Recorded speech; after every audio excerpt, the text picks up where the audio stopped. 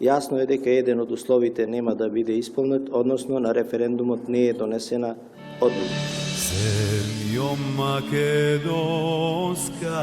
Без никаква еуфорија се одбележува за власта историскиот 30 септември, денот кога се одржа неуспешниот референдум за промена на името на Македонија. Пред 2 години Заев славеше, велики дека граѓаните кажале да за уставните измени. Имаше спектакуларна пресконференција, каде порача дека овој резултат бил победа и јасно изразена волја на гласачите за промена на уставното име на државата.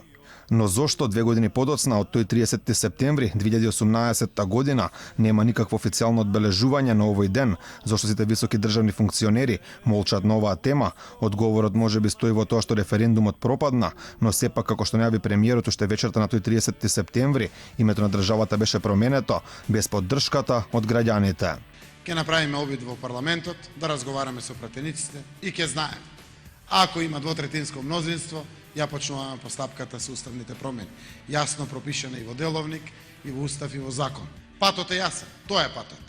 Затоа сериозноста од сите нас треба да биде поголема од било што. Сепак волјата на граѓаните на Македонија ја урна 81 пратеник во собранието кои гласаа за уставните измени, но начинот на кој Заев стигна до таа бројка на пратеници фрли уште поголема дамка на промената на името.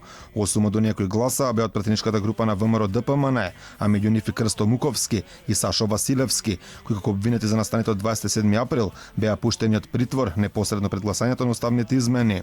Меѓу оние кои гласаа беше и пратеникот Љубен Арнаудов, кој исто така беше обвинет за 27 април, како и Владанка Авировиќ, чиј син беше обвинет, а подоцна условно осуден во случај отворен од сега веќе згаснатото СЈ. Сите пратеници кои гласаа за уставните измени подоцна беа амнестирани со Бринските настани, каде другите обвинети добија вкупно 211 години затвор. Вкупно гласа 81 пратеници, сите 81 за, воздржани нема, против нема. Констатирам дека собранието ја донесе одлуката за прогласување на уставниот закон за спроведување на амандманите од 33 до 36 на Уставот на Република Македонија. Република Македонија замина во историјата, се роди Северна. Да живее Македонија, да живее Република Северна Македонија. Од вкупно 1.806.336 граѓани запишани во избирачкиот список на референдумот гласаа 666.743 граѓани или 36,91% од вкупниот број граѓани запишани во избирачкиот список. После неколку различни изјави или цитирање со различни имиња, власта на крајот пресече, стави параф на Преспанскиот договор со името Северна Македонија, а референдумот го прогласи за консултативен.